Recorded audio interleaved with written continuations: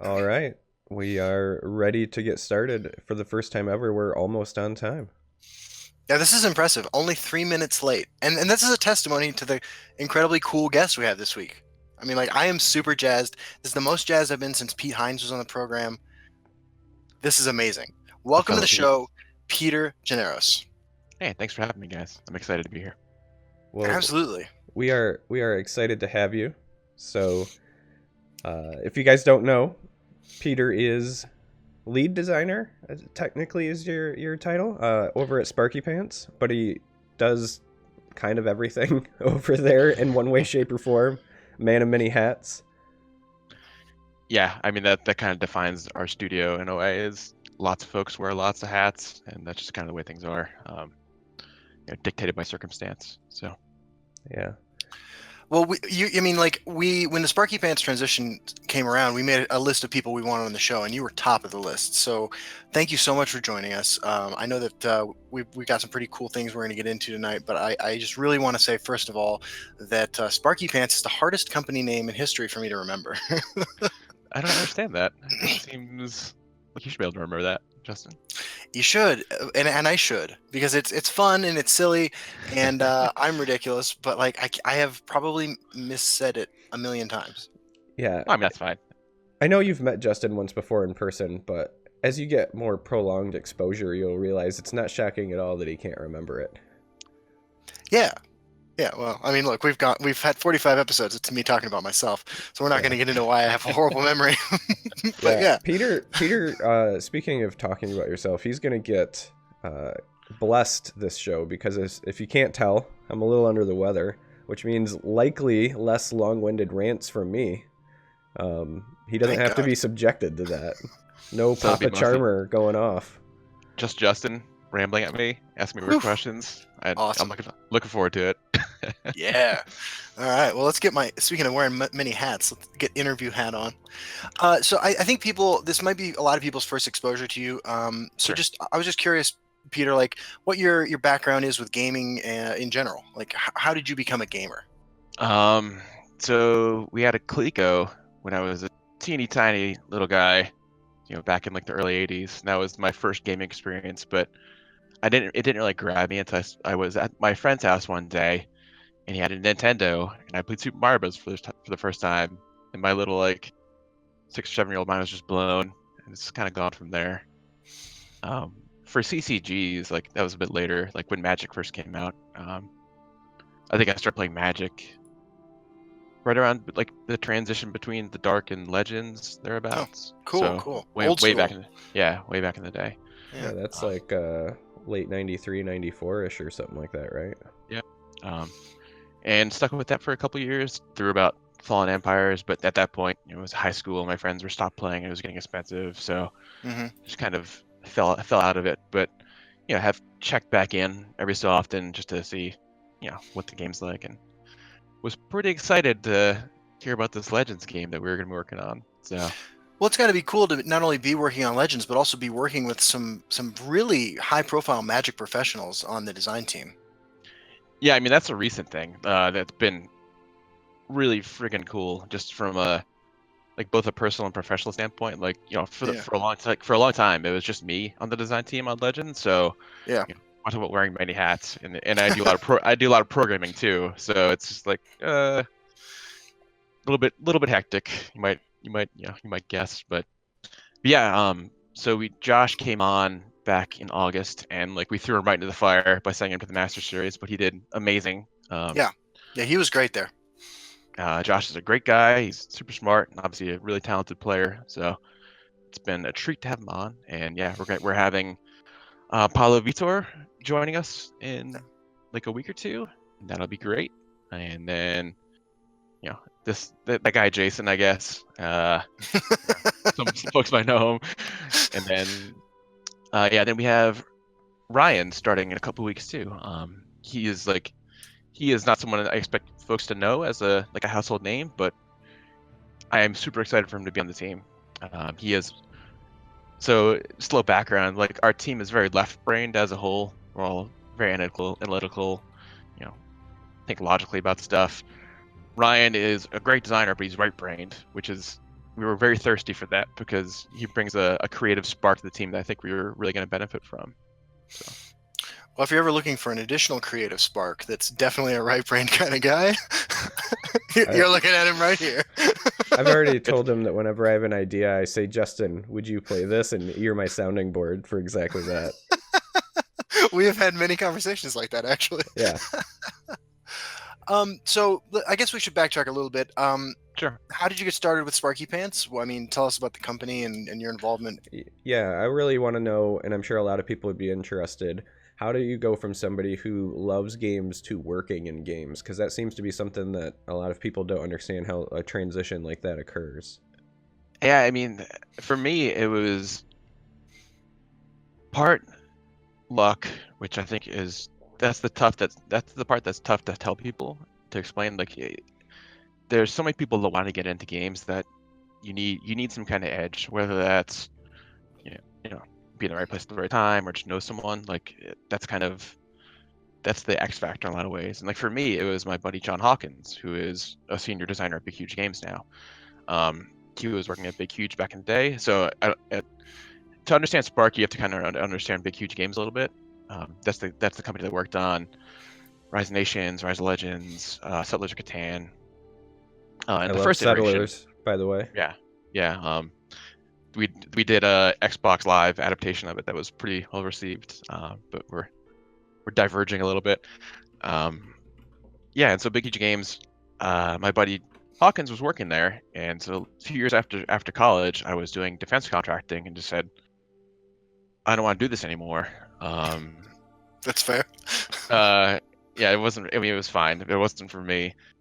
And I was talking to Hawkins one day, and he was like, "Well, we can see about getting you an internship up here at Big Huge Games." So it's like, all right, let me drop this, well-paying salary job to go earn no dollars an hour at this internship. But it worked out. Like, we had done a lot of stuff in college. Like, we played Age 2 a ton in college together. Just he thought I'd be good at it, and turns out I'm still here. So I think that means I must be pretty decent at it, at least. You're talking about Age of Empires 2? That and designing games. Yeah, no, I mean that was the game that you guys played together. Yes. Cool. Yeah. And yeah, so it was cool because the first project that I actually worked on at Big Huge Games was the Age 3 expansion pack that we did there. So cool. That was my first, that's how I cut my teeth in the industry, was doing random map design and implementation. So and so I've gone off the rails a little bit because we're talking about Sparky.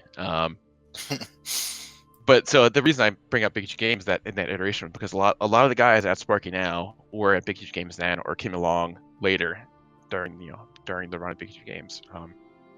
And a lot of our culture is kind of informed by the culture of Big Huge Games. So a dedication to stability and like having a good work-life balance. Like, none of us are young anymore, so we all have kids, so we we appreciate a good work-life balance. What's that like? I couldn't tell you for the past year or so. It hasn't been great, to be honest. But no, like even with all the hours, like the team is amazing. We're all really close. Everyone respects everyone else's need to, sometimes you just need to get away, right? So, like, if people want to take a day off just because they just getting burned out, that's totally cool.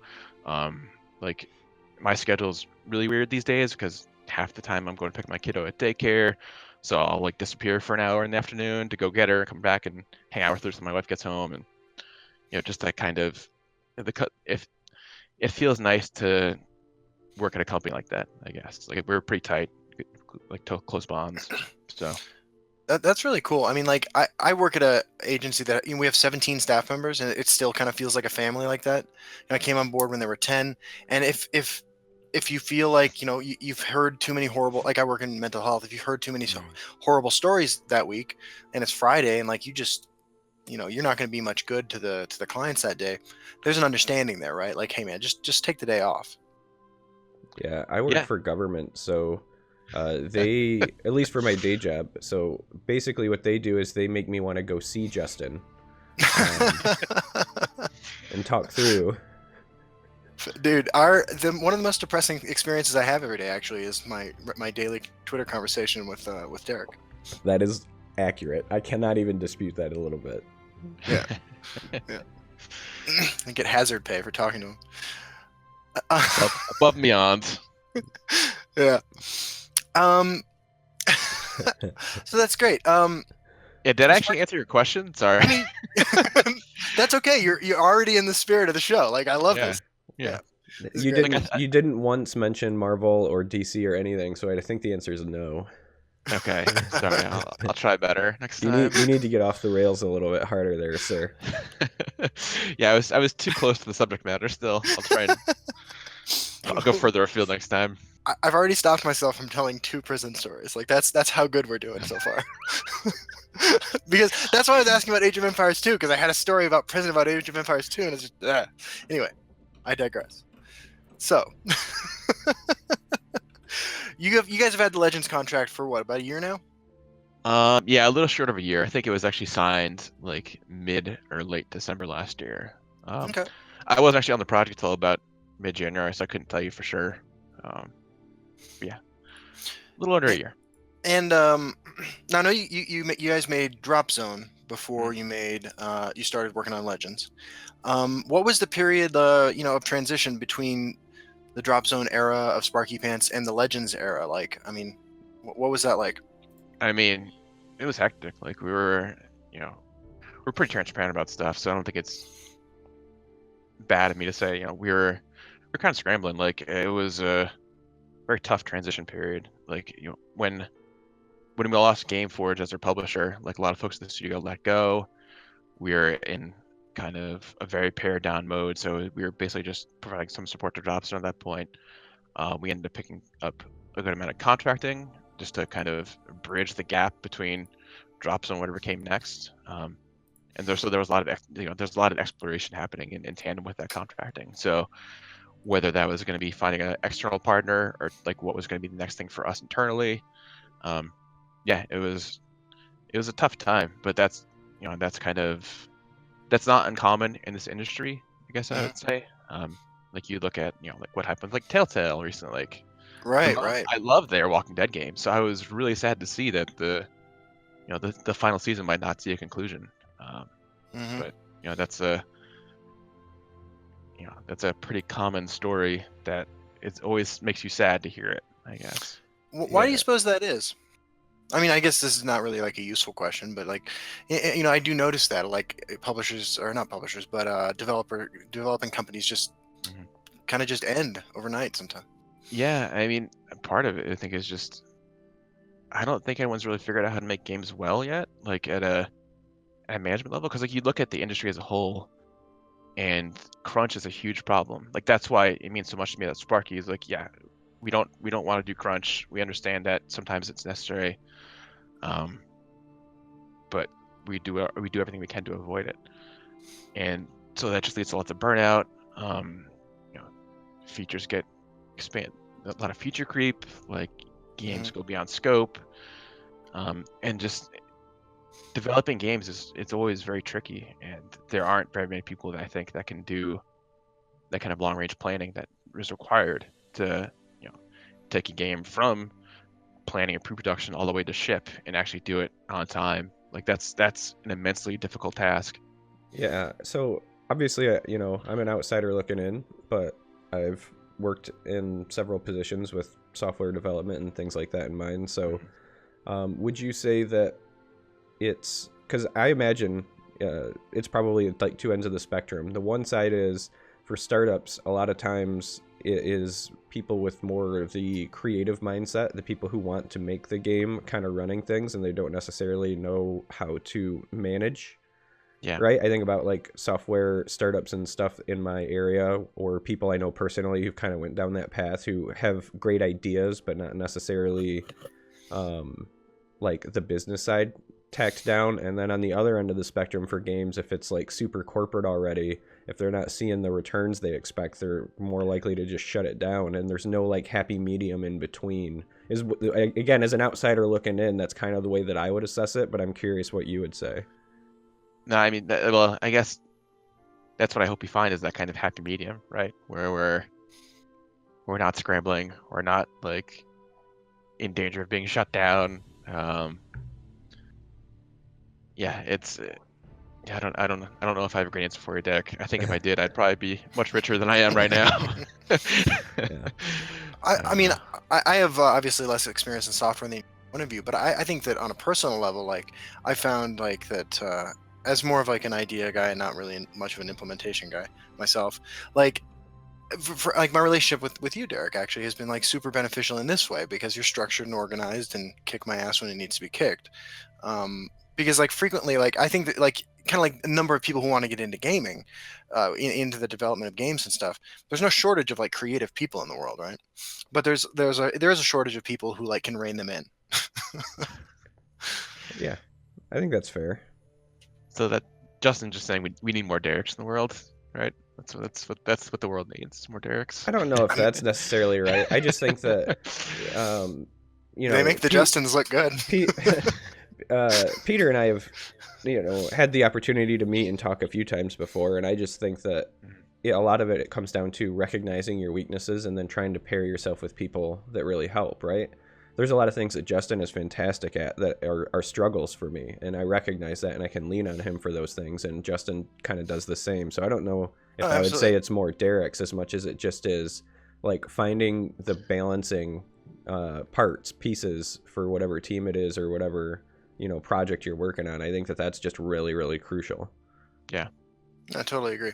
I mean, I think you could extend that to all relationships, really. I mean, finding people who you can enjoy things together with, but shore up your weaknesses, I think is clutch in friendships, romantic relationships, all sorts of things, and professional ones, obviously. I mean, I can't tell you, like, so I have this tendency to talk about myself and how awesome I am all the time. My wife does a great job of making fun of me and telling me to shut up. Yeah. And I do that when she's not around. Yeah, Derek, actually, when we're together, Derek does the same thing. And actually, Derek has literally pulled me out of traffic before. Yeah, that's a true story. In Seattle, I stopped him from walking in front of a bus. Wow. Yeah. True friends right there. We are, yeah. I mean, it's exactly the case. It's that that willingness to be vulnerable, so that like somebody who can help you out helps you out. And it sounds like Sparkypants is that kind of place for you, to work. Yeah. Yeah, it's actually interesting because Sparky is this project is kind of the first one that I've been a real lead on. Like I've done lead on some smaller stuff, working on my own stuff on the side a few years back, and it's been kind of eye-opening working with Josh because he is miles ahead of me at being, in terms of play, but he's also a fantastic designer. So it's being the lead, I think, as I've discovered, is like, a lot of finding what your people are the best at and what they're better at you than you at, and letting them kind of take the lead and go ahead and just make cool stuff. And that's been very different than like what I'm used to, where I've always been like my little self-contained unit, like just making cool stuff and working within a larger team. But now I'm up above and looking down and seeing what folks are doing. In my experience, that's actually the sign of a good manager, right? As somebody who does management themselves, there's like this really awkward transition where you're used to being the guy who has all the answers. A lot of times that's how you get the opportunity to manage, is because you're the reliable one, you're the one everyone leans on. And then when you get into that position, the faster that you can realize, I don't have all the answers, but I know who does, or I can lean on them. I think if you can be humble in that sense, then that's great. So yeah, no, I got some good advice from a good friend of mine, Colin Campbell, who is now, I want to say he's working at Respawn now. He was also a big huge in the past, and he was recently at BioWare Montreal. Yeah, I was talking to him a little bit about it. He said, yeah, man, there's always people smarter at you. It's just a question of, how you let them do their stuff, basically. So cool. So you guys had for around a year, Sparkypants had the Legends contract. You came on board in January. Yep. And the three of us first met in the end of May, beginning of June. Yep. So by that point, you'd been working on it for 5 months. What were those 5 months like? What's a day like? What was the big picture like? So immense amounts of research, lots of like working on the game itself. So lots of coding, working with Pranas, who's our tech director, to actually figure out the game rules, get them into the engine. And so my days kind of changed quite a bit over the course of that, just because of our shifting priorities. But like initially, like everyone had lots of questions about how the game worked. So I would do like a full day of development, and then at night I'd play or watch streams for another like 4 or 5 hours. So just not contiguously, just because that's very tough with a small child present. But just trying to spend as much time as I could possibly just like getting up to speed on the game, and trying to get not terrible at it too, which I think is important. But then probably right around the time House of Mourn came out, my time ended up being, I didn't have nearly as much time to actually play the game at that point. Okay.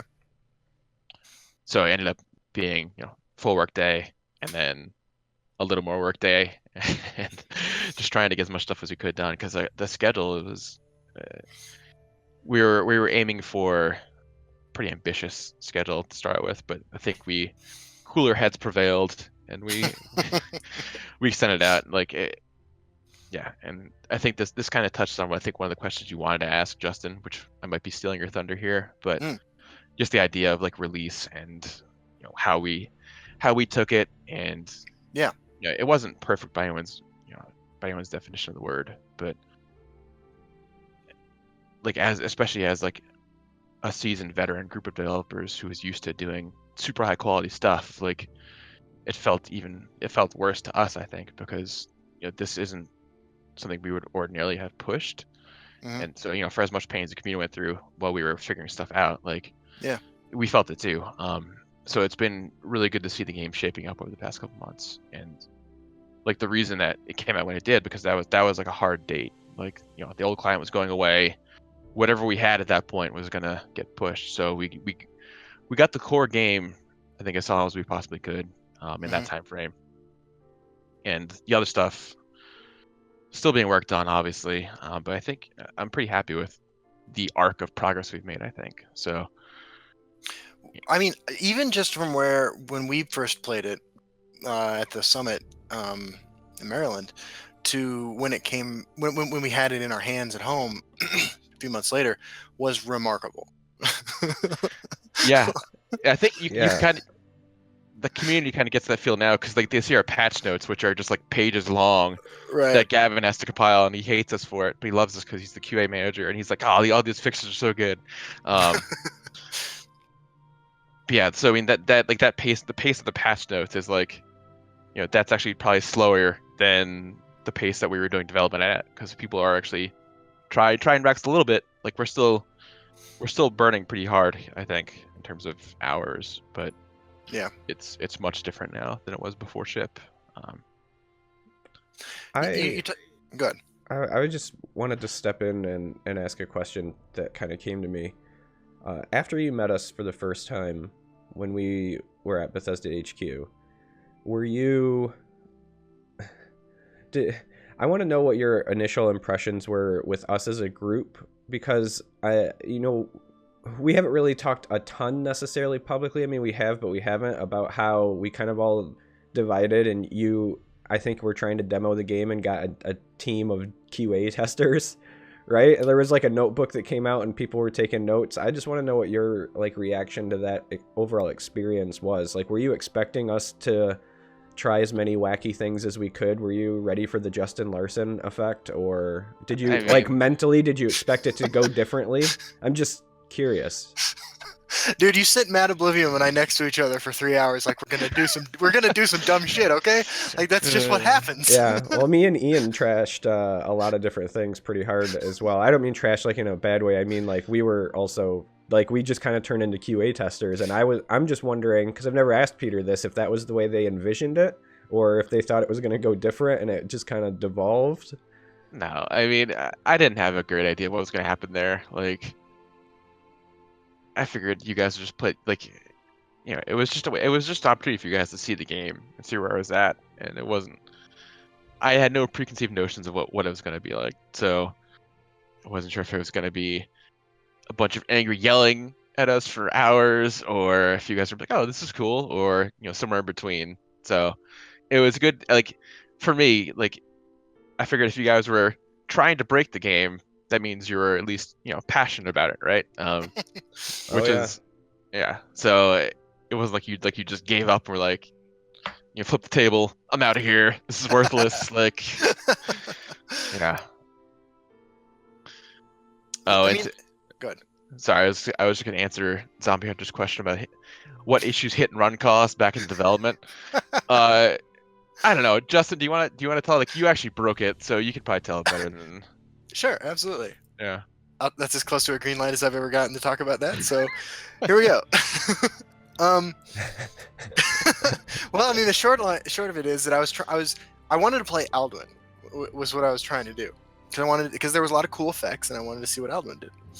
So I was like, oh man, hit and run is a great way to fill my discard pile with dragons. So I played hit and run, and cards started like the end of a solitaire game, like flying out like all over the place and stuttering around the screen and stuff. And I don't know, it just stopped working entirely. Like there's just stuff floating, cards floating, and then it turned out too, by the way, that the cost reduction on Alduin didn't work. Yeah. It I've talked about a little bit about it in the past. In the client, like the cards actually have like a physical like space that they take up in the client, because I've talked about being able to like snatch them out of thin air mid-draw animation before. And so basically when Justin played hit and run, if you've ever like won solitaire or something like that where like the cards kind of like cascade across the screen on your PC, it was kind of like that but with Legends cards. Yeah, it was really cool. It was a free cell victor screen all over the Yeah. place. That's what it was. Exactly. That should be the new Unite the Houses animation, actually, instead of the wall. Yes. Just random cards all over the place. Yeah. Yeah. I'll Somebody flips the table over, right? It's just we that was a really cool experience. And I have to say, like, I went into, like, I knew about the client switch before then, but like I hadn't seen it till then. And going into that meeting, like with you guys, I wasn't really concerned. I was just curious, But I left that meeting feeling like super optimistic. Everybody seemed like it seemed like everybody gave a shit, Like, and that's what I'd like to see, like people who cared about Legends and cared about the game, and like were so invested in the game that they wanted to talk to the community about it. And the community's like the heart and soul of the game to me, Mm-hmm. So I thought that experience, like, it reassured me anyway. No, it's good to hear. Like, we are big on community involvement. It's tough just because, not specifically on Legends, just in general, because folks are passionate about games. So whether that manifests in people being really encouraging or positive, or they get angry because they think if you're ruining their game, like that kind of realization on our part, that's like that's all just passion. So it's a question of how you can channel that. And like we've had experiences where we've taken those people that were angry and negative, and if you just talk to them, most of the time they're like, oh, it feels good to be listened to, basically. Yeah. So. Well, that's the perfect segue then to something you touched on a few minutes ago, which is, day one, day zero. I don't know actually which one it is, but the day that the new client switched over. What was that like, just on a personal level? And then I guess as a follow-up, like, what was the office like that day? I mean, I can only guess what the office is like, because I work remotely. I live in Charlottesville, Virginia, and the office is in Baltimore. Okay. Personally, it was kind of nerve-wracking, especially because I was, let's see, like I was out of town for something like that had been planned months ago, but at this point, I just can't, my brain's fried. I can't remember what it is. It's been a very long week. You work 18 hours a day, man. It's okay. Wasn't it something with your daughter or something like that? Probably. I don't know, man. It's but yeah, but I was still checking up on Slack to see how everyone was doing, and there was lots of fires to be put out. People were pretty frantic, but I think at the same time, like, there's still, even with as on fire as so much stuff was, like, having the game out and just kind of being done is kind of cathartic and like lift the weight off your shoulders in a way. It's like, because you don't have that sense of anticipation and tenseness anymore. It's like, it's done. Now how can we make this better? You broke the seal, and so now the water was flowing. Yeah, if you want to go to a drinking analogy, that's fine. Actually, the exact opposite would I tried to do professionally, so I kind of fucked up there. But like, well, it's fine. Yeah, it's fine. So, I guess I want to. Maybe I should back up one more day. Day -1. What did you think the reaction was going to be? Again, honestly, I had no idea. Like it's half the stuff that we ran into the first day was stuff we had never seen in testing, just because the amount of like you can only do so much load testing, and you're not and even stuff we're seeing recently with like a lot of the the database slowdowns and stuff, and like query failures, like that's just, there are certain things that are never gonna show up until you're actually in a live environment. Okay. So trepidation, but anticipation and hope, I guess, would be the day before. Yeah, I don't know if there's a better way to sum it up than that. Okay. Frankie Hot Dogs in chat asks, why is Charmer hiding Peter's chin? It's actually his whole mouth, because Peter's not really there. What's happening is I'm not talking at the same time as him, because it's really me just pretending to be Peter. This is all pre-recorded. He's not really there. What's that show? If There's it's that show from the pre-recorded, 90s with the guy behind the fence. Home Improvement. Yeah. Yeah. He's was it Wilson was his name? Yes. I'll go down a little bit lower. I'll be the Wilson today. Here we go. Nice. There we go. Yeah, so, Derek, if you want to join him, we could perfect this show. Actually, just have me here. Yeah. There we go. My wife says shoe on head. If shoe's not on head, it's not pre-recorded. I don't have any shoes down here. Yeah, that's why we know it's pre-recorded. Wait, but we just addressed chat. Oh my God, your wife's in on it. Yeah. Of course she is. Speaking of people that complete you. No, this is a great example of that thing about like finding the people who fill those gaps in you, like that we were talking about. Like your wife's here being supportive. You're feeling a little bit low today because you're not healthy. My wife's not here, not in the house. She doesn't give a shit what I'm doing. Well, my wife is mostly here to make fun of me. I said just before we went live, everyone in my house has been sick for basically like 2 weeks, and I was like the last one to soldier through, and here's my first day like actually not feeling well, and what do I hear on day 1? Oh, you got a man cold? Oh, boo-hoo. Oh, I've been dealing with it for 2 weeks. Like, I get no sympathy whatsoever. None. Man cold? Yeah, that's what she calls it. Not just a cold, it's a man cold. Yeah, well, because a man cold is worse than giving birth, don't you know?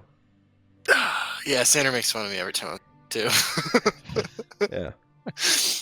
Like, oh, is it raining, Justin? Are you not feeling well? It's like, damn it. All right. So, I was going to say, next that we kind of wanted to transition to, before we get too far off the rails, right? We wanted to talk about, legends in the current state, both kind of from a client and performance standpoint, and potentially from a meta standpoint. And, your own personal thoughts. Maybe Justin and I will also yell into the void a bit as well. But I guess we'll let you lead, since you're the person everyone wants to hear anyway. All right. So I think the client's made huge strides since it first came out. So I'm pretty happy with where it is right now. We actually, Jason Coleman and Pranas today. That's our CEO and our tech director. We're scrambling to get stuff ready for a deploy for next week. So that deploy is aimed at addressing all of the slowdowns and the database failures that have been happening recently. So that'll be coupled with the next patch that's coming out, I think. Which in the future we'll have separate patch notes for like the back end stuff, like because you shouldn't need a new client for that. So we'll have separate patch notes for that. People will just say, "Oh, cool, it updated. The stuff is fixed, hopefully." And so in general, our kind of look forward for the client is, so once we get things stable, we'll try to actually improve stuff going forward. So now that we're approaching stability, we'll look more towards more polish, new features, make stuff better and cooler, which has kind of always been our goal. As far as the meta, it's interesting because I don't think the Frostbark stuff has caught on fully yet. Like, I think people understand it, but I don't know if all the decks that can be made with it have been made or not. But yeah, I mean, we are cognizant of the community sentiment. That might be one of the first things I work with Paolo on when he gets here in a couple weeks or whatever. Because that's kind of his thing, right? He is immensely talented and he's immensely good at identifying what's powerful and what's not. And so I think we can couple that with kind of the community sentiment, which is much more of a barometer of popularity than strength necessarily. And I think we'll be able to develop a pretty good patch or a balanced patch from that. That's my hope, at least. I kind of. Oh, sorry, go ahead. I would say, like, we don't have great analytics data yet. We're still working with Bethesda to get that stood up. So it's not as simple as saying, okay, let's just look at win rates of cards. Like we're kind of, we're doing a dead reckoning style where we just know we have to kind of pick a point, go in a direction, and figure stuff out from there. So. I kind of have like a philosophical question, I guess, about game balance. Because it's something you touched on. Obviously, like all of these things are important. Balancing around perception, subjective reality, and balancing around like the numbers, right? The objective reality of the game. Is there like an approach to balance in a card game that you view as like more important, or like to what extent are both of these factors on your mind when you're considering these things? I guess is my question. Yeah. So personally, I guess I always try to balance from the top down, and that means balancing based on what your most skilled players are doing, because then the changes should hopefully filter down, and you're not hopefully not ruining the experience for anyone in any particular egregious fashion. But in terms of philosophy, like a lot of it depends on what you're aiming for, I guess. Like if you're just aiming for just a crazy kind of fun experience, then you don't necessarily care about win rates totally, like fully. Like you might be more concerned about perception in that case, because you want players to enjoy the cards they're playing with and to enjoy making cool stuff happen. Go on journeys like you do, Justin. Like you want to totally. This is why I play, man. Hunt the Iron Astronaut, right? Fuck. Sorry. Yeah, that's no problem. So I think a lot of it depends on the game. Like Drop Zone was, we were making a very hardcore RTS style game. So we were very cognizant of balancing from the top down in that.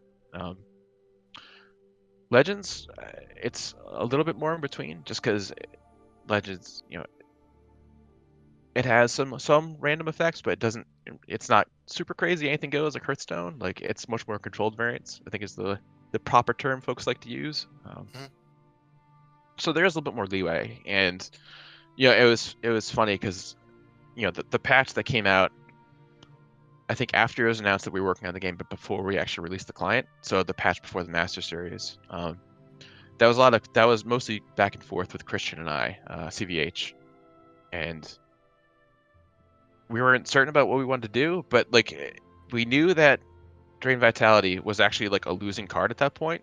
So, kind of getting what you're talking about, the community perception of it was just so biased towards it being, oh god, this card is ridiculous. Like, right, something needs to be done. So that was kind of why. That was a big reason why Drain specifically got nerfed in that case, even though it was a losing card.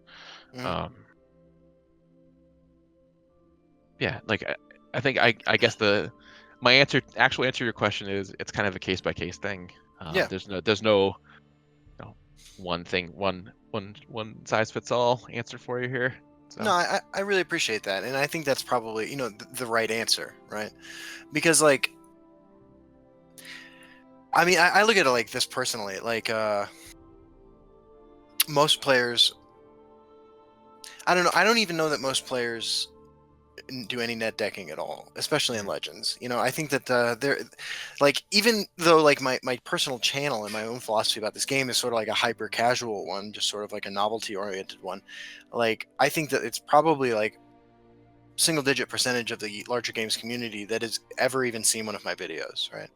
And I'm a bad person to net deck, but I'm probably the most visible. Well, I mean, just being real, like, I'm probably the most visible person that they could net deck.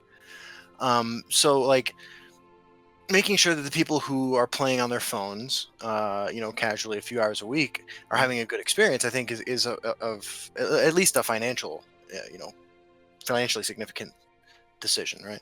But then you're also right that, like, you know, if the top players are all playing the same two decks, their experience will filter down, right? Even if their decks don't necessarily do that, their experience will, and that you can engender this sort of like, you know, emotional malaise about like the state of the game, even if it's only, you know, happening in this small microcosm, right? Mhm. So like, addressing both players' concerns is totally reasonable. Yeah, and I think it's very tough to do both those in tandem in some cases, but you know, it's kind of the ideal is everyone's happy, right? And you're not Right. just kind of you're not hitting a compromise where everyone is super unhappy. Yeah. But sometimes that's just kind of, you know, for game health, that is kind of what has to happen sometimes. But we'll see where it happens. Yeah, we'll see where things go. I guess there's one more follow up on this tangent, if that's okay. Yeah. Um, I mean, I think I know the answer, so I'm gonna pose this in like a leading way. But like, is your philosophy to change the meta through new content rather than through balances, if possible? We'll definitely be looking to do both. That's like new content's definitely on my mind personally, and I know Yeah. it's probably on everyone's mind, right? Yeah. But you know, balance is always going to be a necessary thing in my mind, because you know, same thing as I said before about, you know, you don't know how things are going to react till they're in a live environment. Players are always going to find stuff that we don't find, or they're Hmm. going to build decks we didn't think of, and so like that's not that new content isn't always going to be the right answer for that kind of problem. So I think balance is always going to have to be, you know, cognizant, and especially like I would love to see the competitive scene for the game grow. So that's not like new content is kind of its own worst enemy for in that way, because like if you're constantly releasing new content for the game in order to keep balance problems from coming up, then you're kind of making it difficult for people to actually form a competitive scene, because the meta is always changing. Players are kind of, they don't ever have a great feel for what is good and what's not. So like there's some timeline, like between like 2 and 4 months where like it goes from being new content goes from being fresh to being stale. You know, kind of finding the sweet spot there and combining it with balance patches, I think, is hopefully the ideal way to go. So players are getting new content. We're trying to tamp down any obvious bad balance issues. Hmm. No, that makes a lot of sense. I like that. I'm just reading chat. So Nares already asked something that I was actually talking with Josh a bit about today, about 75 card deck draw variants and design balance issues. Yeah, so I think part of that is just, and this, I'm gonna borrow a phrase from TDC Jason here. A lot of stuff that came out in House of Morrowind lent itself to like 3-color good stuff decks. Yeah. So it's not like, and I think you see that because a lot of the mechanics from House of Morrowind don't see a ton of play anymore. So I think that that's one way that you can approach doing those in a more holistic and healthier fashion, is to make them more focused. I mean, I don't know what our content's gonna look like at this point. We're still in the very, very beginning stages of trying to figure it out. Yeah, but I think hopefully that answers your question there, Zuri. At least a little bit. I have heard TDC Jason both in person and on this podcast use that exact phrase to describe 3-color decks. Yep. mean, I think that's fair though. Yeah. I mean, that's what you almost have to do to offset the larger deck size, right? It's going to be bigger, so you're not going to be able to go all in on a specific theme or a game plan the way you do with the smaller decks. And so in order to mitigate that, you just have to make sure your every draw is potentially impactful. So you kind of get this jumbled mess of exactly that, three color good stuff, right? Yep. And I mean, and part of it too is I think right now, it's in general in the game, there's a ton of draw and a ton of cycle. Mm-hmm. So 3-color decks especially benefit from that because you can smooth out, the bad spots. If you get your 3-color good stuff, like, well, I'll play my Integral Mastermind and I'll pick something, or my Camel. Or shadow marking. It's a good thing we didn't introduce cards that let us draw more, like a wolf or something, or Hey, Apex an Apex orc, Wolf is Apex or- Wolf is amazing. or an orc, or some green action, or A moose. listen. All I'm saying is that if draw is a problem, Frostbark didn't help to tamper that. We may have needed a card that said something like people can only draw one card per turn. That's what I'm trying to say. Yeah, I don't know if that's the greatest thing there, but I also found that venues Yeah. like this aren't the best thing for design discussion. So Yeah. yeah. And so Frankie Hot Dogs asked, how do you get rid of three color good stuff? I mean, I think part of that, Frankie, is just it's collection based. I think,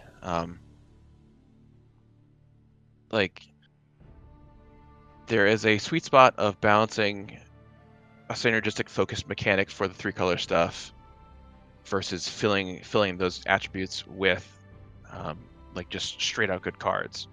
So it's a question of making the entire mechanic possibly not great outside of its central attributes versus making cards that are just flat out good. I think I see what you're saying. Yeah. So I think Josh and I are planning on trying to write kind of an article about this stuff and Okay. hopefully explain a bit more of our philosophy on it. But just the idea that we want players to like new content, I think, is a big part of it too.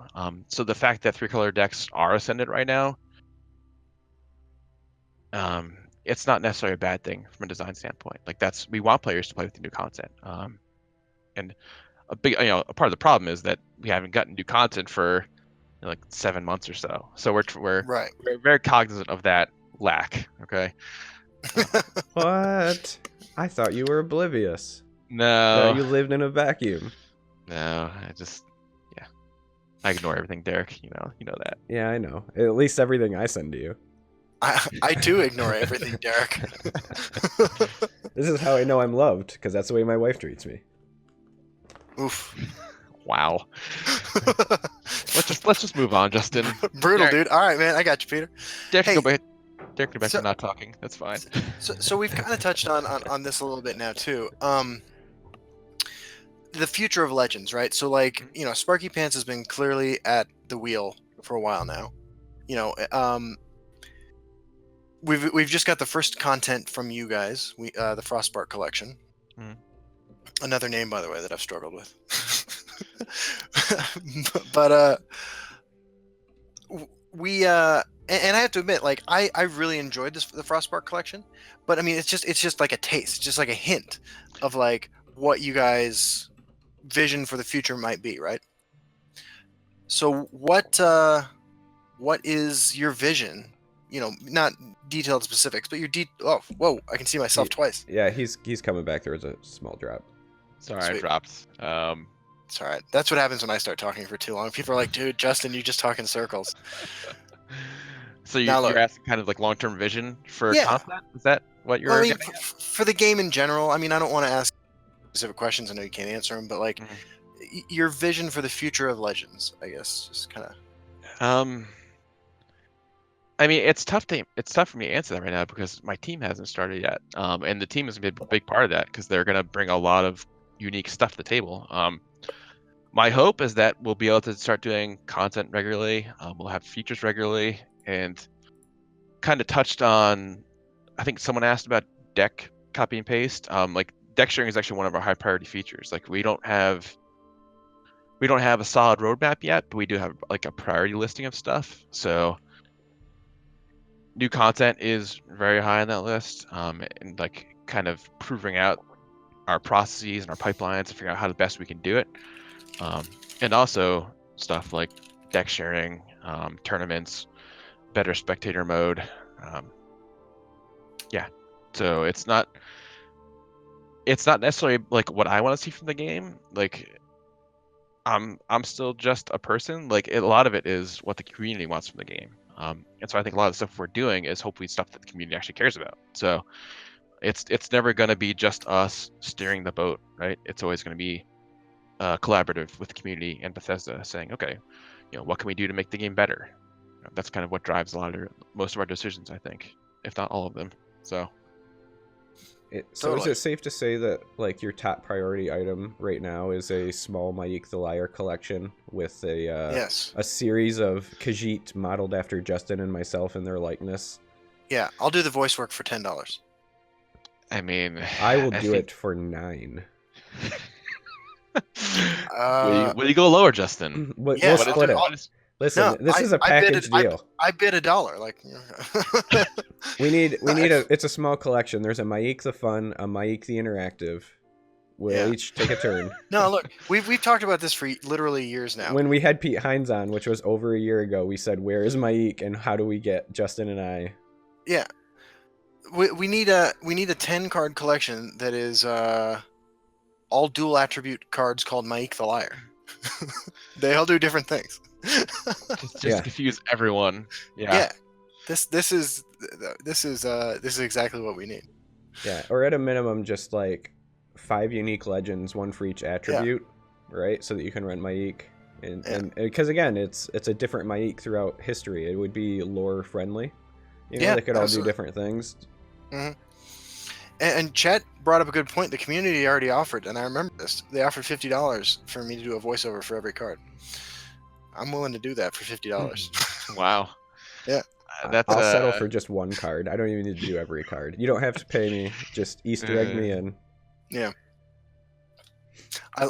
Your reaction's perfect because, like, I know it's a horrible idea, but the Mike the Liar thing is a great idea.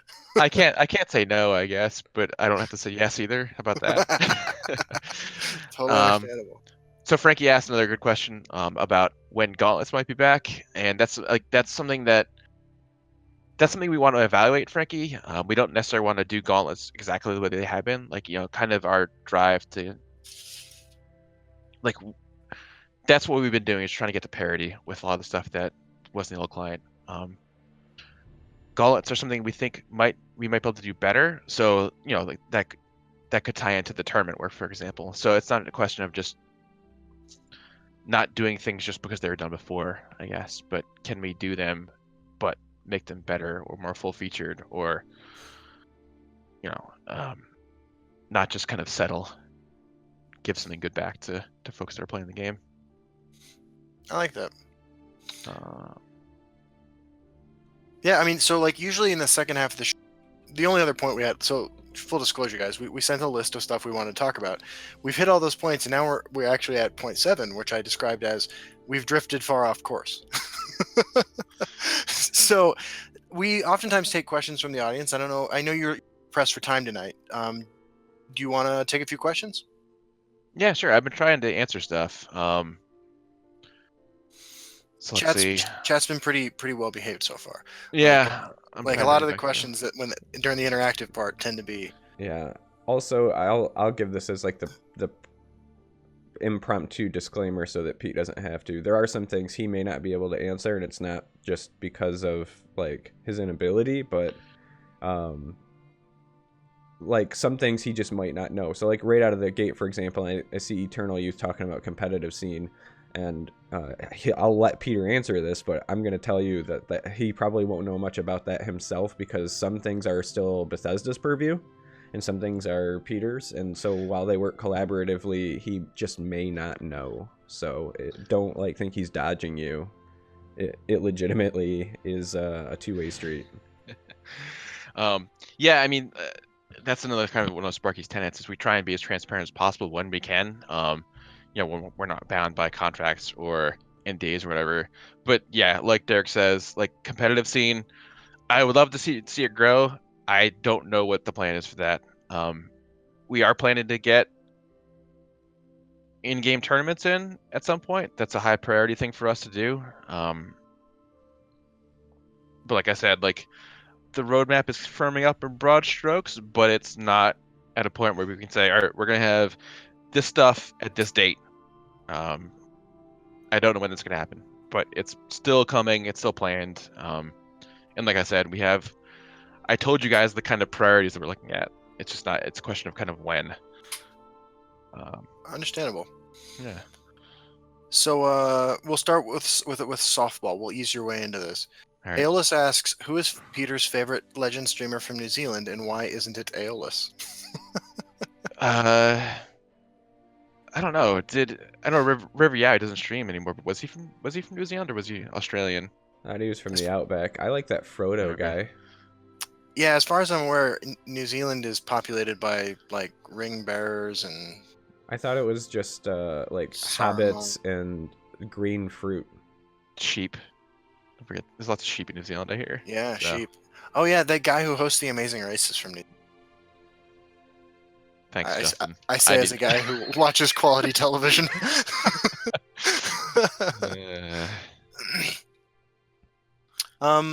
So I kind of like this question here from Endiz. What is the plan for target audience niche now that the CCG market is getting more competitive? What players are you looking to capture to sustain the game? Yeah, and that kind of goes back to like a question I don't really have the answer to, but I do know that like most of the audience right now is on mobile, so I don't know if that means we try and expand mobile. I know us as developers, we're always trying to make sure mobile is super well supported from a platform standpoint. In terms of target audience, like that might be a better question for Bethesda and Dezoa, because like the other ones who control marketing spends and stuff like that, so they'd be able to tell you we are spending money on this demographic, Right. to bring in stuff, or this is where we see the game being positioned. Like That makes sense. from my standpoint, like I like the way the game's designed. I like the way it plays. So I don't have any plans to try and drive big changes to the game design wise, to capture a different market or anything like that. Like I like the game the way it is. I don't want to see it change, right? So You don't want to appeal to the audience that really loves to play Shadowverse. I mean, yeah, we can change our style a little bit, I guess, and get some sweet anime feel to it. It doesn't have to be for every card. We just need more. No, we don't need any of that. Cards. It can No. be it can be the Mike the Liar set. We can have it all be all anime cats. Oh right? God, you're ruining the greatest idea we've ever had. You know what? Listen. No, hear me out. If we actually got a Mike the Liar collection and you and I got to voice something for it, I don't care if he looks like Lion-O from Thundercats. I will buy it. Hey, Lion-O's awesome. That's I'm dating myself here, but like, you take that back, bro. Right. So I like this question here. Drew Hoove asks, what part of the lore are you most interested in designing around? I mean, that's a tough question because there's so much lore, and most of my it's funny. I started playing Elder Scrolls games back in Daggerfall, which kind of dates me, because that's a long time ago. But I never really played them for the lore, to be perfectly honest. Like I played them because it was a game you could just do cool stuff in and run around and kind of, make a dude. My point exactly. I've never finished Skyrim. Yeah, I've played all of the Elder Scrolls games, but I've never finished any of them. Like I always get like 70 hours in. I'm like, why am I still playing this game? And I never did any of the main quest stuff. Yeah. But yeah, so like the lore stuff, I don't know, like there is a lot to explore, and something that I think might be cool to do in the future, and something that the game has done in the past is they've kind of piggybacked on what Elder Scrolls Online's doing lore wise. So, yeah, that might be a cool thing we can do in the future, is kind of keep that relationship going. So yeah. So I don't know. So his official answer, in case you missed it, was Lusty Argonian Maid. Yeah. And Oh. well, I mean, it's funny because I think that was the brainchild of Ken Rolston, who actually worked with the Big Huge Games for a really? while. Yeah, and interesting guy. Very smart, but super weird. If the Lusty Argonian Maid ever gets made into like a story mention, Mhm. that you get to play through, and you need somebody to do some voice work for it.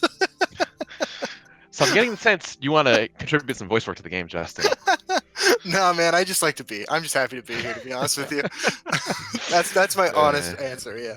My honest answer is yes. Sign me up. Either a card voice line or something in a story. We'll have you guys like shouting in the background of something, just yelling. It's awesome. That's how conversations between the two of us go anyway. Yeah. I'm talking and Derek's shouting in the background. And so I'm gonna take a question now because I see one that I like. Yeah. Zabluk asks, is there any chance for in-game export deck system to work with web decks builders like Legends decks? What we'll probably do is, so our import export system, our highest priority is going to be that it's human readable, so that you'll be able to export a deck. It'll go to your clipboard probably, you'll paste it somewhere, and people will be able to read it. That's a big thing. That's a big important usage of sharing decks like that, I think, is because people aren't always going to be in the game to look at stuff, right? So you need to be able to say, all right, I just want to paste this on the forum, get feedback, or send it to the guy who's going to be a coaching session or whatever. Yeah, so Dukemo says JSON. It might be JSON. That might be not readable enough. We'll do a custom thing. We'll see. But my expectation was that any kind of web deck builder would be able to take that from there and, write an importer and have it just work. So Cool. that's, I was working on the spec for the deck sharing stuff recently, and that was a big thing that was on my mind, was making sure that it works with not just our game, but for the community as well. So awesome. Probably gonna write that extension in TDC JSON. Terrible. Oof. I think that's the first time I've ever been called terrible by a guest. Keep it up. Be the last. Tell me how you really feel, Peter. Jeez. Yeah. I thought we were friends. We're getting there now. Yeah, this is what I'm talking about. It's easy to turn the guests against me, but to turn them against Derek takes fucking skill. No, it just takes more dad jokes. That's all it ever takes. That's what's up.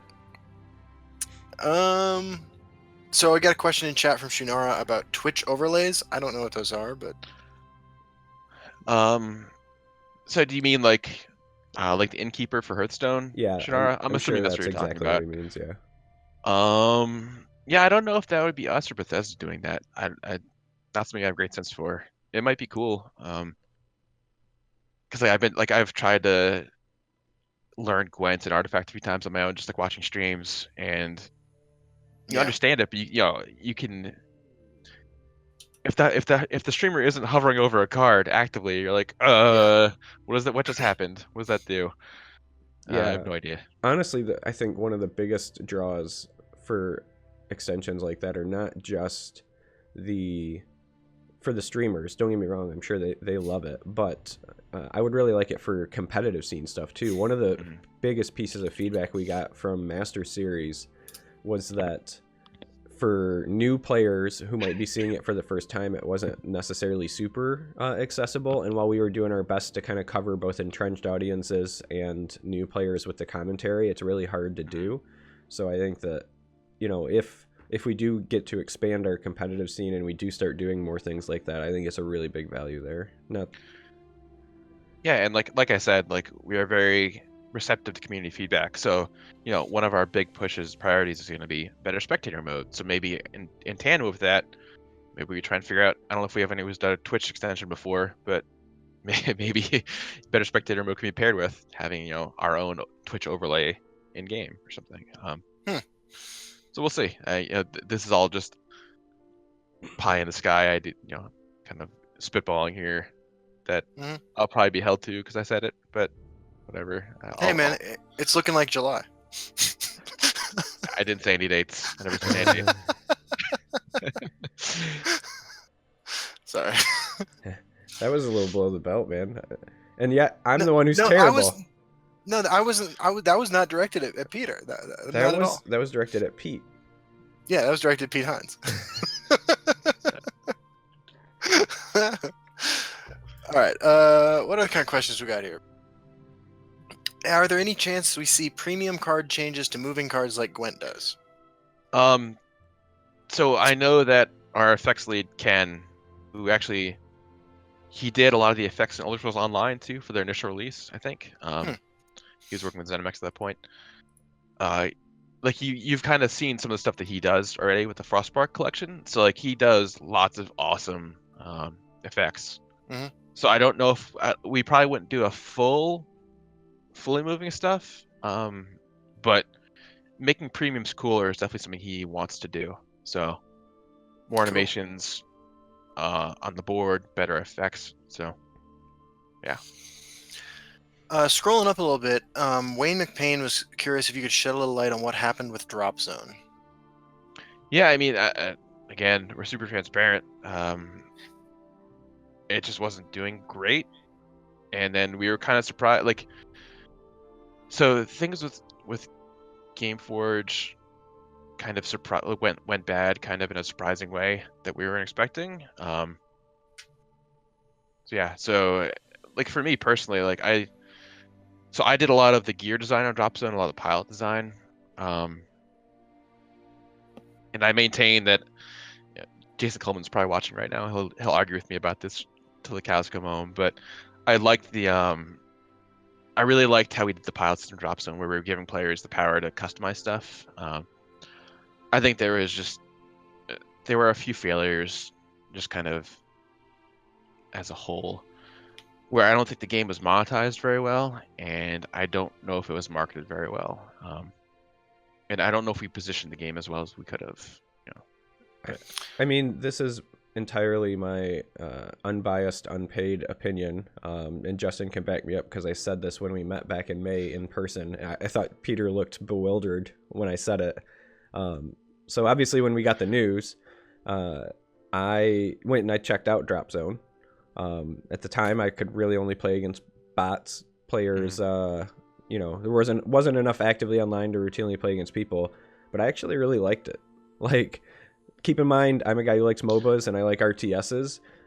It was one of those things where, like, if I had known about the game, and I'm kind of throwing this out there as maybe this backs up the marketing thing, I'd never heard of it before. If I'd known about it, I totally would have played it at launch. It's actually a lot of fun. Like, I really enjoyed it. So Yeah, and that's kind of what I mean about like the marketing aspect of stuff. Like, obviously, and Tesla kind of actually suffers from the same thing too. Where a lot of players just simply don't know about the game. We can get into in a second. Like for Drop Zone, it was, I think it underwent some changes over the lifetime of its development, and I think, like, hindsight being 2020, like it might have been better if we kept it as a really hardcore RTS game and just made it a premium price point instead of trying to go free to play. But that's something that we'll probably never know the answer to, and can probably argue about forever. But yeah, don't have an answer. But yeah, for Tesla, like when I was at E3 last year, which was a lot of fun, it was great to meet lots of folks, and I'm assuming we'll be going back next year, so maybe I'll get to see some people then too. So many people that came by the booth. Well, for one, they were just coming by because you get a card stamp, so you can get a sweet roll from the booth. Nice. But they would also be like, "Oh, this game's out now," or "What is this game?" And so just again and again, like I think there's a big opportunity there, and I guess this kind of doubles back to, I think Enzo asked, what market could you tap? Like, there's plenty of people out there who don't know about the game, but frankly, they enjoyed it a lot. My personal goal was converting as many like lapsed Magic the Gathering players to playing Tesla as I could, because that was something I noticed was like every time I was talking, like telling people about the game, they would be like, "Oh, I used to play Magic," and then when they would leave, they'd be like, "Oh, I like this a lot. This was a lot of fun." So that was my little personal kind of achievement for the week was trying to rack up as many of those as I could. Yeah, Yeah, I have to agree with like that. Like I'm always amazed when I go to these things and I'm hanging around the Legends booth, and it's some larger thing for the Bethesda's doing, whether it was either the PAXs or QuakeCon, and like these are people who are entrenched into the Bethesda catalog. We're like, oh, you guys have a card game? It's like, yes, there is a card game. It's awesome. Yeah, I mean, well, part of it's because Legends is kind of a weird title in the larger scope of Bethesda games because it's not an RPG. Like, Right. Mhm. and that's something we might try and figure out in the future. Like, are there ways we can make it more like an RPG in some aspects for the single player stuff? Of like, you know, and I think the old stuff that you see there, like you kind of see vestiges of it, like with the old the idea of the card upgrades or Yeah, the level system. yeah, like so there kind of hints at it, but it seems like it was never quite there. So yeah, it's I go ahead. I was gonna say I remember like when I first started playing, like I was in the closed beta for Legends, and like I had my wipe to have to regain my 50 levels, and like it was awesome. I don't even know. I mean, I know I'm a guy who's like super susceptible to these sort of like incremental reward type systems. You know, it's who I am. But like these reward, like the gaining a level and getting a card and a little bit of extra gold, like it was really encouraging and like fun, and it did hit that part of the brain that like lights up when you upgrade your chainmail to +1 or whatever in a role playing game. Yeah. And I've for a couple years now I've like been like, hey man, like I miss leveling up. Like why aren't we doing this anymore? Yeah, I mean there's a definite drive for folks who just want to fill up those XP bars, right? So Right. um but yeah, that's the kind of my personal like like you asked earlier, like where I want to see the game go. Like personally, I think it might be cooler if I could figure it. I with my designers and the other team could figure out, is there a way to tie it more closely and kind of Right. make it feel more like a Bethesda product in that way, I guess. I once sarcastically pitched to Christian that people who reach legend rank 1 month should have early access to Starfield. I was like, that. There you go, man. There's your marketing. That's how you get people in. There you go. Yep. So I guess Endozo's been copy pasting this for a while. In the past, there are ads for ESL events and client. Might something similar happen for Wartmare at some point? I don't actually know for sure, Endozoa. I don't know who controls what shows my client, but I think it'd be great. Like that's kind of what the panels are there for in the client, is so we can do customizable news and stuff. So my hope is that as things firm up, that's one of the things we'll be able to improve on, is getting better ties from inside the client to what the community is doing outside the client, whether that's a streamer doing a cool event or tournament like Warp Meta. It's I want the game to be tied closely to the community, so I would love to see something like that. Beautiful. Let's see. And I remember that was something that would actually we had talked about when we were at the summit, was what that was going to be used for and stuff. And like I was excited to see it in the client. I feel like it's being underutilized at this point.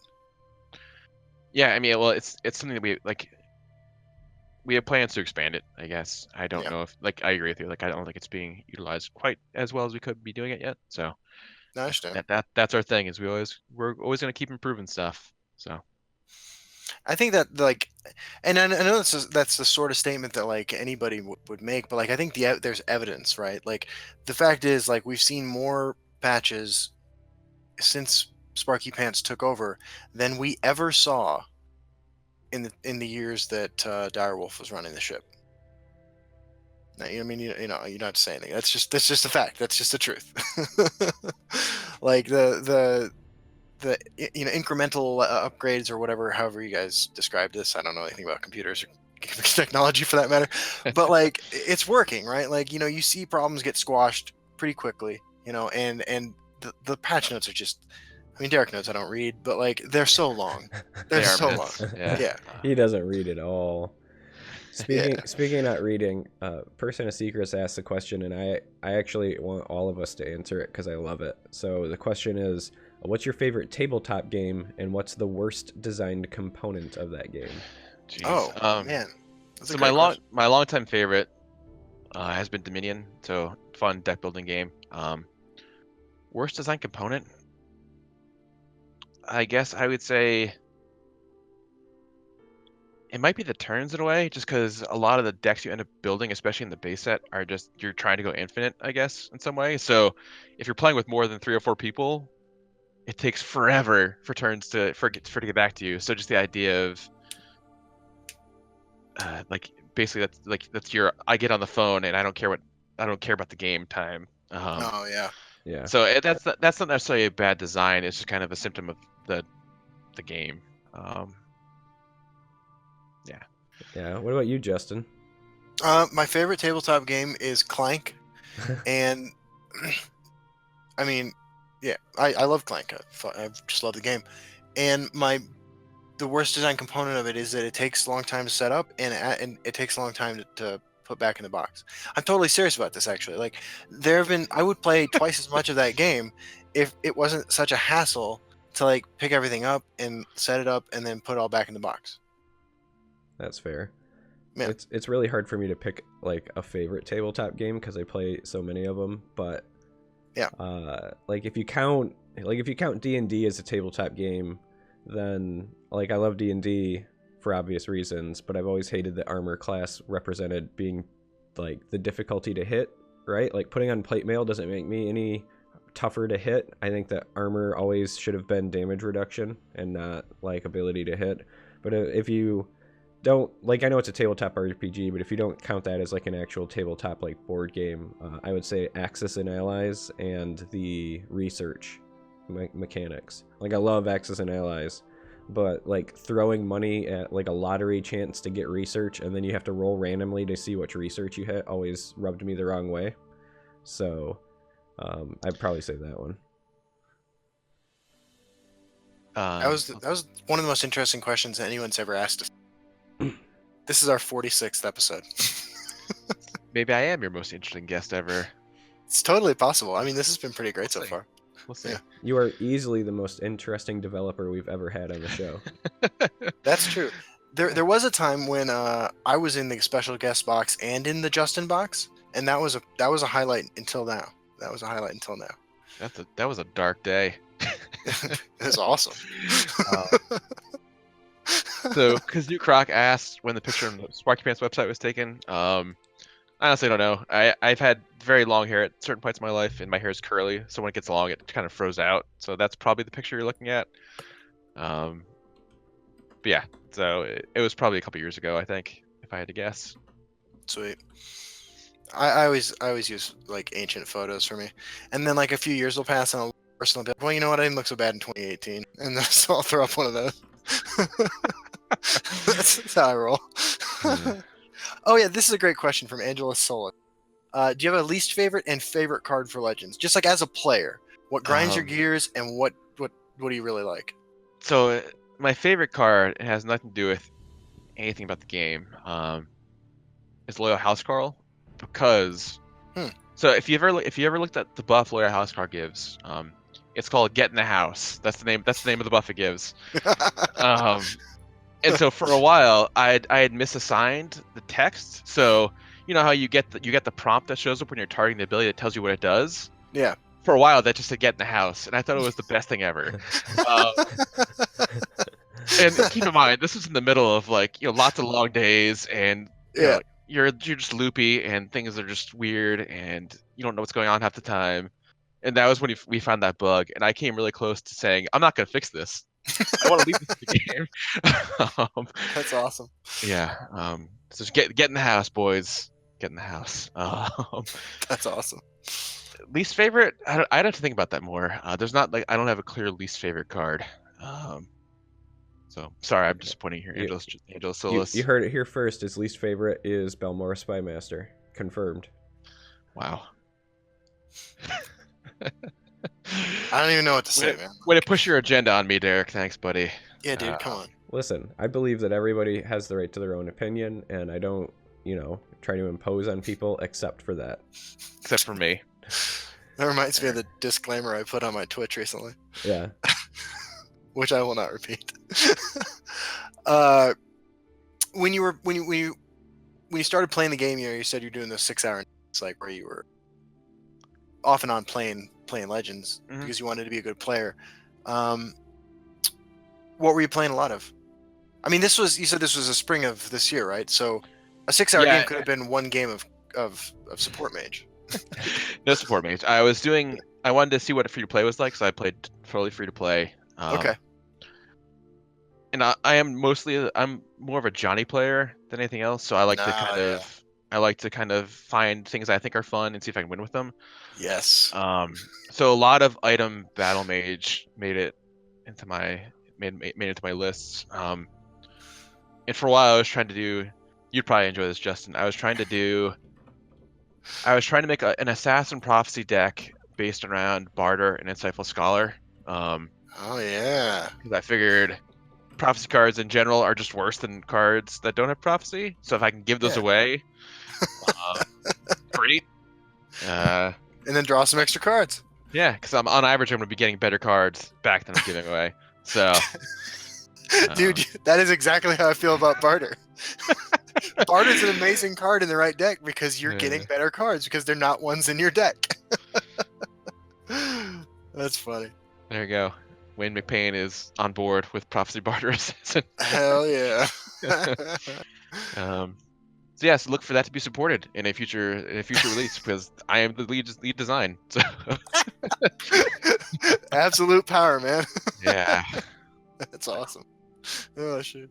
Burn the Sky says genius idea. Burn the Sky, one of the 16 players at QuakeCon. There we go. But yeah, so other than that, I was playing a lot of Arena. I like those high variance game modes like Arena, like Draft. Oh yeah. And someone kind of asked about Arena updates. That's something that's on our mind. I don't know where it'll fit in the priorities, but it's something we're talking about. So yeah, so it's improving that and making more, fleshing out that kind of high variance mode would be great. In my mind, because that's what I want to see as a player. So. Oh, totally. I mean, Arena is my favorite game mode too, man. Like, I love Arena, and it's every game's different. Every draft is different, but every game is different too because you got an opponent with a deck as ridiculous, if not more so, than yours. Mm-hmm. So you get that novelty every time you sit down to play. Yeah, I think that that's probably why I like games like Dominion so much too. Is like it's always different, right? Mm-hmm. And so that's why I'm particularly glad that we're having, we have Josh, we have Paulo Vitor coming. Like those are the guys that I think can totally, absolutely nail the constructed side of stuff. Yeah, absolutely. Yeah, and I guess Jason's no slouch either. I don't know why I'm picking on Jason so much. Because he's a really fun guy. Like, he's a really cool guy. He'll take it well. Wait, Jason was in the car with us down at QuakeCon when we hired an Uber to take us like on a 5-minute drive to a restaurant, and this Uber driver, apparently not from this area. I mean, like, I don't mean like foreign born. I mean like lived in Texas, but just like, didn't know this area for shit, and drove us in a circle around the same highway for like an hour. And Jason just sits there and just like very mellow about the whole thing, just like cracking jokes, like playing it cool. Like I'm sitting in the back seat, like freaking out. Jason's just like, yeah, it's all right. I'm like, oh my god, dude, like what is happening?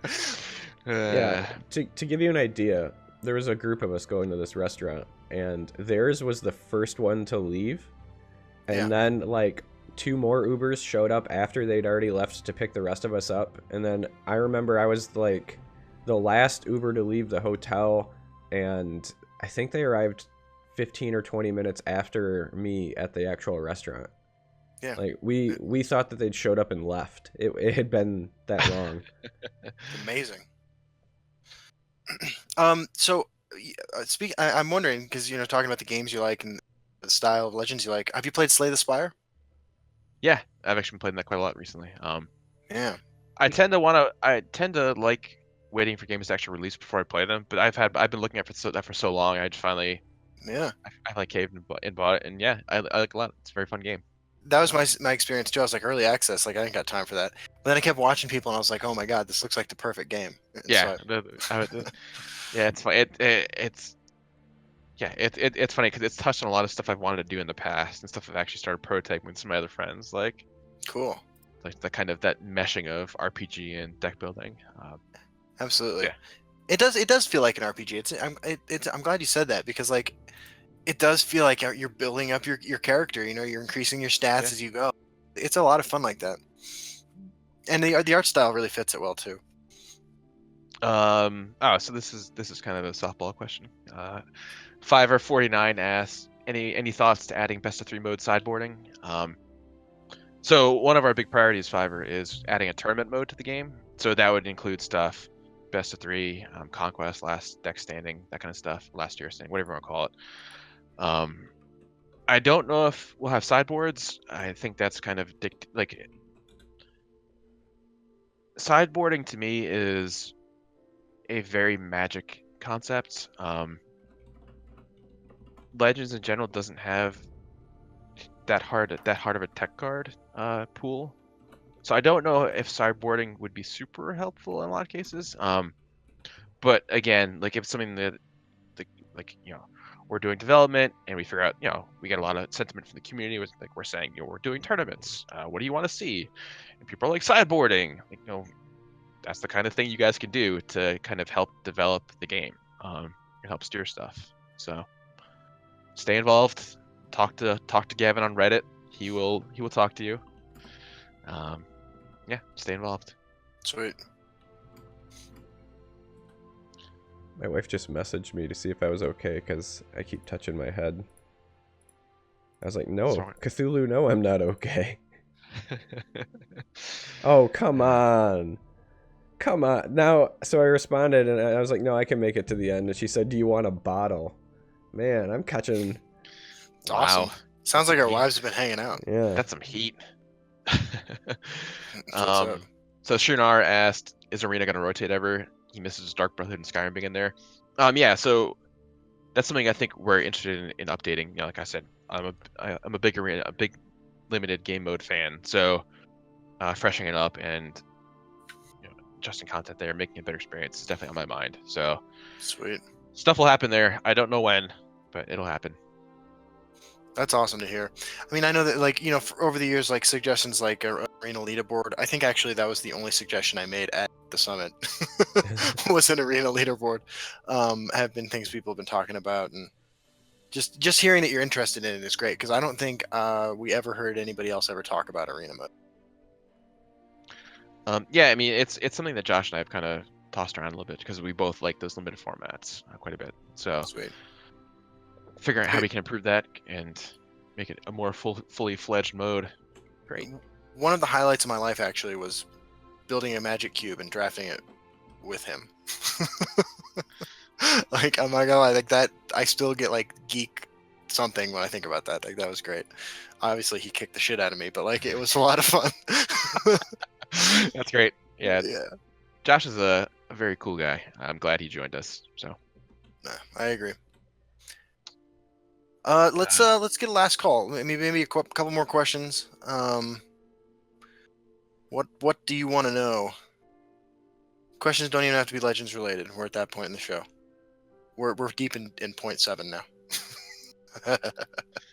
The tangent point. Shannara, I kind of talked about the priorities a little bit earlier, but so new content, establishing a content cadence, so regular content releases, new features, so that's stuff like tournaments, deck sharing, better spectator mode.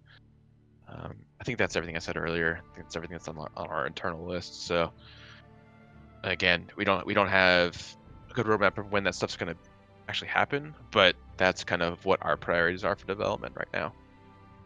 Sweet. Hi, Celine. No, my cat has joined us.